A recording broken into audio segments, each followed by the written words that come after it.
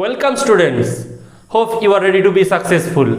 আজকের ক্লাসে pen paper সাথে নিয়ে প্রস্তুত সকলকে স্বাগত।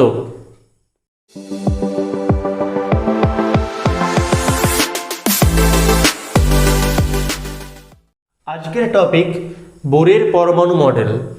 আগের ক্লাস পর্যন্ত আমরা দেখেছি রাদারফোর্ডের পরমাণু মডেলের ত্রুটিগুলি। রাদারফোর্ডের এই পরমাণু মডেলের ত্রুটিগুলি সংশোধন করেন তারই সুযোগ্য ছাত্র নিলস বোর। তিনি কতগুলো ম্যাথমেটিক্যাল ক্যালকুলেশনের মাধ্যমে রাদারফোর্ডে যে পরমাণু মডেলটা ছিল সেই পরমাণু মডেলের মধ্যেই সামান্য কিছু পরিবর্তন এনে তিনি তার নতুন মডেল প্রস্তাব করলেন। আজকের ক্লাসে আমরা আলোচনা করব সেই বোরের পরমাণু মডেল সম্পর্কে। সবার প্রথমে আমরা জেনে নেব বোরের পরমাণু মডেলের যে সিদ্ধান্ত দিয়েছিল সেই মডেলের স্বীকার্যগুলি কি কি ছিল। তাহলে আজকের আমাদের প্রথম আলোচ্য বিষয় হবে বোরের পরমাণু মডেলের স্বীকার্য। ওকে, তাহলে আজকে আমাদের আলোচ্য বিষয় হবে বোরের পরমাণু মডেলের স্বীকার্য। তাহলে আমরা দেখে নেব বোরের পরমাণু মডেলের স্বীকার্যগুলো কি কি। বোর তার পরমাণু মডেলের স্বীকার্যে তিনটি গুরুত্বপূর্ণ স্বীকার্য দিয়েছিলেন। প্রথম স্বীকার্য,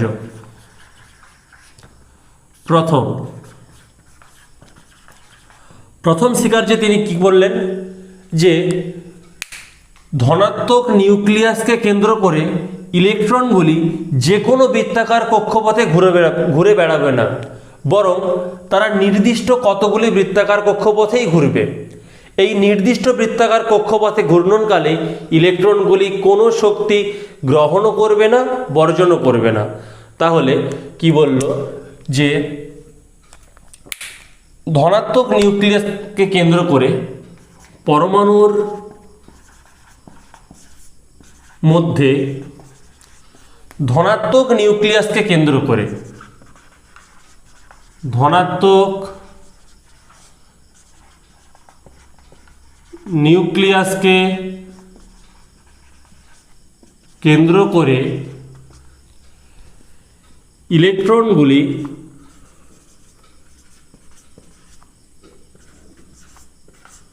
যে কোনো বৃত্তাকার কক্ষপথে নয়। যে কোনো বৃত্তাকারের কক্ষপথের কথা কে বলেছিল? রাদারফোর্ড। ইনি বললেন যে ইলেকট্রনগুলি যে কোনো বৃত্তাকার কক্ষপথে নয়, যে কোনো বৃত্তাকার কক্ষপথে নয়, বরং কতগুলি নির্দিষ্ট বৃত্তাকার কক্ষপথে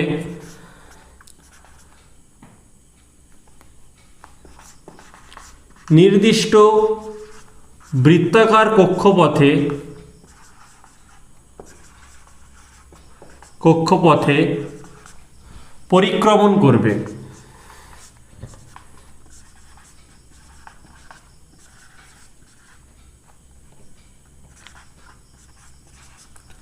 এই সময়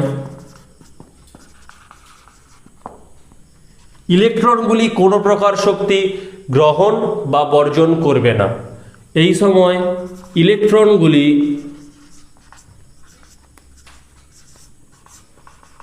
কোনো প্রকার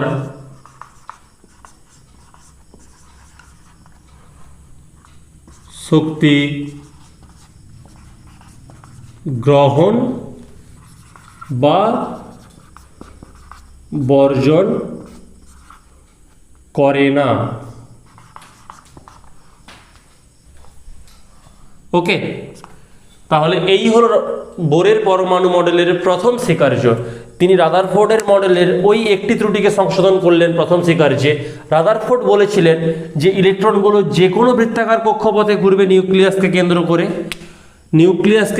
করে যে কোনো বৃত্তাকার কক্ষপথে আবর্তন করবে। কিন্তু নিলস বোর বললেন যে কোনো বৃত্তাকার কক্ষপথে নয়, বৃত্তাকার কক্ষপথ, কিন্তু সেই কক্ষপথগুলি কতগুলি নির্দিষ্ট কক্ষপথ, যে কোনো কক্ষপথে নয়। তাহলে দেখে নেব সেগুলো কোন কক্ষপথ। সেই কক্ষপথ সম্পর্কে তিনি ধারণা দিলেন দ্বিতীয় স্বীকার্যে। তাহলে আসছি আমরা দ্বিতীয় স্বীকার্যে। তাহলে বোর তার দ্বিতীয় স্বীকার্যে কি বললেন দ্বিতীয় স্বীকার্য বললেন এই নির্দিষ্ট বৃত্তাকার কক্ষপথগুলি কোনগুলি হবে। তিনি বললেন যে ইলেকট্রনগুলি সেই সকল নির্দিষ্ট বৃত্তাকার কক্ষপথেই আবর্তন করবে যে কক্ষপথগুলিতে আবর্তনকালে ইলেকট্রনগুলির কৌণিক ভরবেগের মান h/2π এর সরল গুণিতক হবে। তিনি বললেন কৌণিক ভরবেগের মান h/2π এর সরল গুণিতক হবে, মানে 1 2 3 4 এরকম হবে। আচ্ছা, কৌণিক ভরবেগের রাশিমালা কি? কৌণিক ভরবেগের রাশিমালা হচ্ছে ভরবেগের রাশিমালা mv, তার সাথে যদি সেটা বৃত্তাকার পথে আবর্তিত হয় তাহলে বৃত্তাকার পথের ব্যাসার্ধর মান যদি গুণ করি তাহলে আমরা পাই কৌণিক ভরবেগ, এটুকু আমরা জানি। তাহলে ভরবেগের সাথে তার বৃত্তাকার ব্যাসার্ধ, অ্যাকচুয়ালি কৌণিক বেগকে গুণ করছি আমরা তার ভর দিয়ে। কৌণিক বেগের রাশিমালা হচ্ছে vr, তার সাথে m গুণ করলাম, পেলাম mvr। তাহলে এই mটাকে, m হচ্ছে ইলেকট্রনের ভর, ইলেকট্রনের ভর, আর আরটাকে বৃত্তাকার কক্ষপথের ব্যাসার্ধ, বৃত্তাকার কক্ষপথের ব্যাসার্ধ। এবারে অনেকের প্রশ্ন হবে এই এইচ এর মান কত? এই এইচটাকে, এইচ হচ্ছে প্লাঙ্ক কনস্ট্যান্ট, এইচ এর মান এইচ হচ্ছে প্লাঙ্ক কনস্ট্যান্ট, এর মান হচ্ছে 6.6 × 10⁻³ জুল সেকেন্ড। এইচ এর মান 6.6 × 10⁻³ জুল সেকেন্ড। ওকে, তাহলে দ্বিতীয় স্বীকার্যে তিনি কি বললেন? যে ইলেকট্রনগুলি সেই সকল বৃত্তাকার কক্ষপথে আবর্তন করবে যে বৃত্তাকার কক্ষপথে আবর্তনকালে ইলেকট্রনগুলির কৌণিক ভরবেগের মান h/2π এর সরল গুণিতক হবে। তাহলে লিখে ফেলি আমরা যা স্বীকার্যটা ছিল। ইলেকট্রনগুলি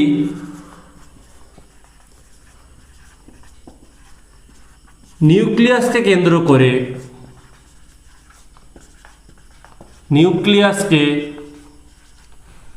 কেন্দ্র করে সেই সকল বৃত্তাকার কক্ষপথে আবর্তিত হবে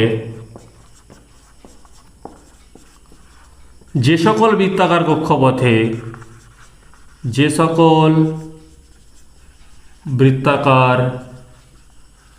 কক্ষপথে আবর্তনকালে ইলেকট্রনগুলির কৌণিক ভরবেগের পরিমাণ h/2π এর সরল গুণিতক হবে। ইলেকট্রনগুলির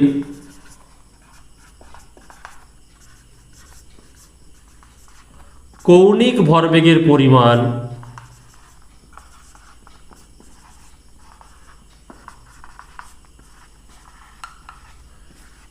h/2π, যে এই সম্পর্কে বললাম প্লাঙ্কের ধ্রুবক, কি নাম দিয়েছি এর? প্লাঙ্কের ধ্রুবক, মানে নাম আমি দিইনি, এর নাম হচ্ছে প্লাঙ্কের ধ্রুবক। প্লাঙ্ক একজন সায়েন্টিস্ট যিনি এনার্জির কোয়ান্টাইজেশনের ধারণা দিয়েছিলেন, আমরা বিস্তারিত আলোচনা করব পরে। প্লাঙ্কের ধ্রুবক, ইলেকট্রনগুলির কৌণিক ভরবেগের পরিমাণ h/2π এর সরল গুণিতক হবে। প্রথম তাহলে স্বীকার্যে আমরা কি দেখলাম? যে ইলেকট্রনগুলি কখন কোনো শক্তি গ্রহণ বা বর্জন করবে না, কতগুলি নির্দিষ্ট বৃত্তাকার কক্ষপথে আবর্তনকালে। সেই নির্দিষ্ট বৃত্তাকার কক্ষপথগুলি কোনগুলি সেটা আমরা দ্বিতীয় স্বীকার্যে জানলাম, যে কক্ষপথগুলিতে আবর্তনকালে ইলেকট্রনগুলির কৌণিক ভরবেগের পরিমাণ mvr = nh/2π, মানে h/2π এর সরল গুণিতক হবে। তাহলে এখানে n = 1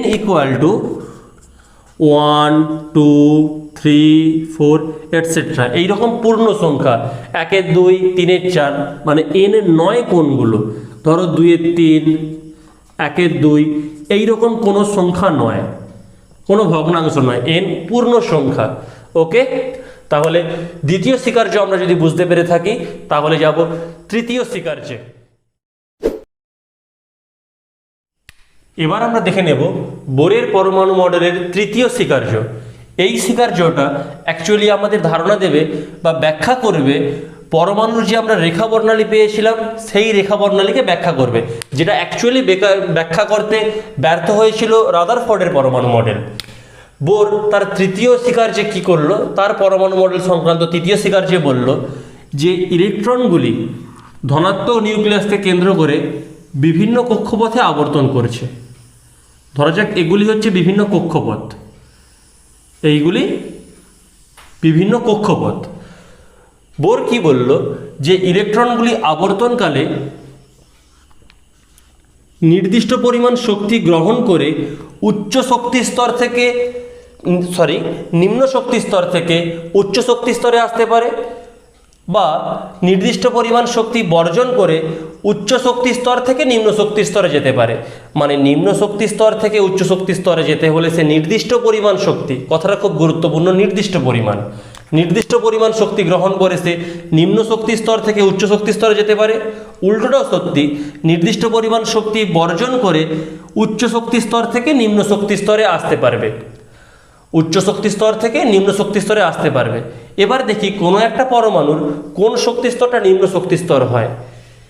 যে কক্ষপথটা নিউক্লিয়াসের যত কাছাকাছি হবে তার শক্তি তত কম হবে, যে কক্ষপথটা নিউক্লিয়াস থেকে যত বেশি দূরে হবে তার শক্তি তত বেশি হবে। তাহলে এই যে কক্ষপথ, এটা যদি 1 নম্বর হয়, এটা যদি 2 নম্বর হয়, এটা যদি 3 নম্বর হয়, 1 নম্বর কক্ষপথে ঘূর্ণায়মান ইলেকট্রনের শক্তি সবচেয়ে কম, E(1), তার থেকে বেশি হচ্ছে এনার্জি 2 নম্বর কক্ষপথের ইলেকট্রনের, তার থেকে বেশি এনার্জি 3 নম্বর কক্ষপথের ইলেকট্রনের। তাহলে এখান থেকে একটি ইলেকট্রনে জাম্প করে যদি এই কক্ষপথে যায় বা এই কক্ষপথে যায়, সে নির্দিষ্ট পরিমাণ শক্তি বিকিরণ করবে। এই নির্দিষ্ট পরিমাণ শক্তির পরিমাণটা কত হবে? সেটা হবে এইচ নিউর সরল গুণিতক। যদি বিকিরিত শক্তির পরিমাণ হয় ডেল ই, তাহলে সেটা হবে এইচ নিউ পরিমাণ বা এইচ নিউর সরল গুণিতক। এই নিউ কি? বিকিরিত রশ্মির কম্পাঙ্ক, আর এইচ হচ্ছে সেই আগের প্লাঙ্ক কনস্ট্যান্ট। ওকে, তাহলে নির্দিষ্ট পরিমাণ শক্তি গ্রহণ করে সে নিম্নতর শক্তি স্তর থেকে শক্তি গ্রহণ করলে ইলেকট্রন এখানে আসবে প্লাস এনার্জি, উচ্চ শক্তি স্তর থেকে যদি নিম্ন শক্তি স্তরে যায় মাইনাস এনার্জি। শক্তি বিকিরণ করে সে উচ্চ শক্তি স্তর থেকে নিম্ন শক্তি স্তরে যেতে পারে, শক্তি গ্রহণ করে সে নিম্ন শক্তি স্তর থেকে উচ্চ শক্তি স্তরে আসতে পারে। কিন্তু দুটি শক্তি স্তরের মাঝামাঝি কোনো জায়গায় ইলেকট্রনের উপস্থিতি সম্ভব নয়। দুটি শক্তি স্তরের মাঝামাঝি কোনো জায়গায় ইলেকট্রনের উপস্থিতি সম্ভব নয়। তাহলে বোরের পরমাণু মডেলের তৃতীয় স্বীকার্যটা কি, আমরা একবার কন্টেন্টটা দেখে নেব। ইলেকট্রনগুলি নির্দিষ্ট পরিমাণ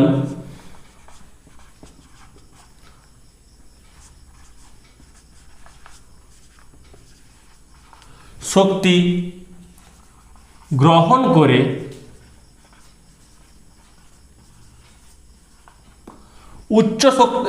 নিম্ন শক্তি স্তর থেকে উচ্চ শক্তি স্তরে, নিম্ন শক্তি স্তর থেকে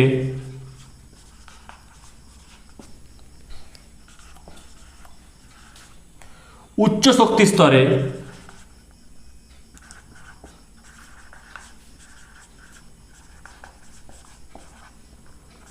যেতে পারে এবং নির্দিষ্ট পরিমাণ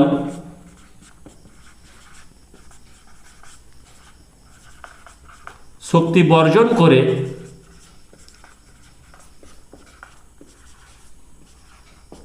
উচ্চ শক্তি স্তর থেকে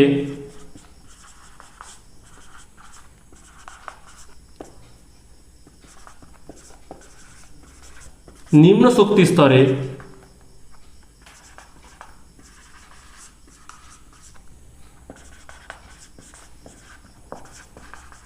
আসতে পারে। দুটি শক্তি স্তরের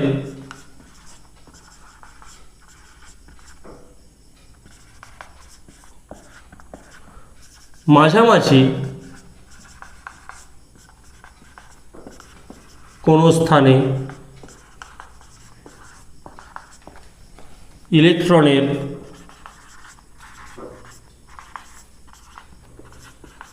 অবস্থান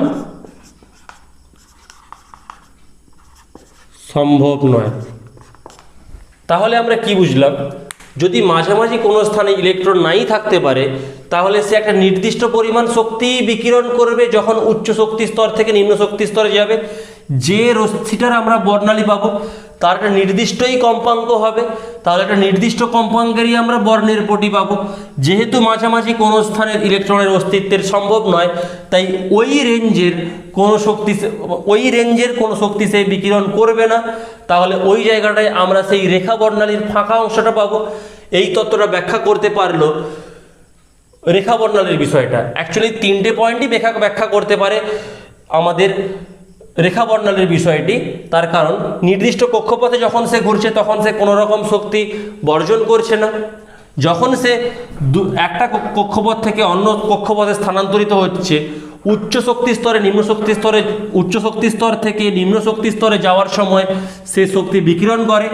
যে বিকিরিত শক্তিকে আমরা বর্ণালী বীক্ষণ যন্ত্রে দেখতে পাই রেখা বর্ণালী আকারে, কারণ সে যে কোনো ভগ্নাংশ পরিমাণ শক্তি গ্রহণ করতে পারে না, একটা নির্দিষ্ট প্যাকেট পরিমাণ শক্তি সে বর্জন করতে পারে। তাহলে সেই নির্দিষ্ট পরিমাণ শক্তি যে কম্পাঙ্কের জন্য আমরা পাবো, শুধুমাত্র সেই কম্পাঙ্কেরই আমরা বর্ণের পটি পাবো, অন্য অংশটা আমাদের অন্ধকার থাকবে। এই তত্ত্ব এভাবে রেখা বর্ণালীর ব্যাখ্যা করতে পারে। তাহলে তৃতীয় স্বীকার্যে কি দেখলাম? ইলেকট্রনগুলি নির্দিষ্ট পরিমাণ শক্তি গ্রহণ করে নিম্ন শক্তি স্তর থেকে উচ্চ শক্তি স্তরে যেমন যেতে পারে, তেমনি নির্দিষ্ট পরিমাণ শক্তি বর্জন করে উচ্চ শক্তি স্তর থেকে নিম্ন শক্তি স্তরে আসতে পারে। দুটি শক্তি স্তরের মাঝামাঝি কোনো স্থানে ইলেকট্রনের অবস্থান সম্ভব নয়। এই নির্দিষ্ট শক্তি স্তরগুলি হলো অ্যাকচুয়ালি ওই নির্দিষ্ট বৃত্তাকার কক্ষপথ। ওকে, তাহলে এই হলো আমাদের তৃতীয় স্বীকার্য। তাহলে আজকে আমরা কি দেখলাম? বোরের পরমাণু মডেলের স্বীকার্যগুলি। আজকের এই ভিডিওতে এই ক্লাস এই পর্যন্তই। দেখা হচ্ছে নেক্সট ভিডিওতে। নেক্সট ভিডিওটি একটু দীর্ঘ হবে এবং খুব আকর্ষণীয় হবে, কারণ সেই ভিডিওর আলোচনার বিষয় থাকবে যে বোরের তত্ত্ব আমরা জেনেছি সেই বোরের তত্ত্বর সাথে রাদারফোর্ডের পরমাণু মডেল যেটা ছিল তার তুলনা করব আমরা, তার কি কি সাদৃশ্য রয়েছে, কি কি বৈসাদৃশ্য রয়েছে। নেক্সট টপিকে আমরা চর্চা করব বোরের তত্ত্ব অনুযায়ী একটা পরমাণুর গঠন কীরকম সেটা আমরা বর্ণনা করব। মুখ্য শক্তি স্তরের ধারণা পাবো আমরা নেক্সট ভিডিওতে। সেখান থেকে জানবো ইলেকট্রন বিন্যাস, সেখান থেকে জানবো পরমাণু ক্রমাঙ্ক, ভর সংখ্যা ও নিউক্লাইডের ধারণা, আর তারপর দেখে নেব কয়েকটা পরমাণুর গঠন বর্ণনা। ওকে, তাহলে দেখা হচ্ছে নেক্সট ভিডিওতে। তোমাদের যদি কোনো ডাউট থেকে থাকে এই ভিডিও সম্পর্কে বা আগের কোনো ভিডিওতে, তোমরা কমেন্ট বক্সে জানিও। তোমাদের কমেন্টের গুরুত্ব বিশ্লেষণ করে অবশ্যই আমি চেষ্টা করব তোমাদের কমেন্টের একটি রিপ্লাই ভিডিও বানানোর। ওকে, তাহলে আজকের ক্লাস এই পর্যন্তই। Goodbye, stay connected, take care.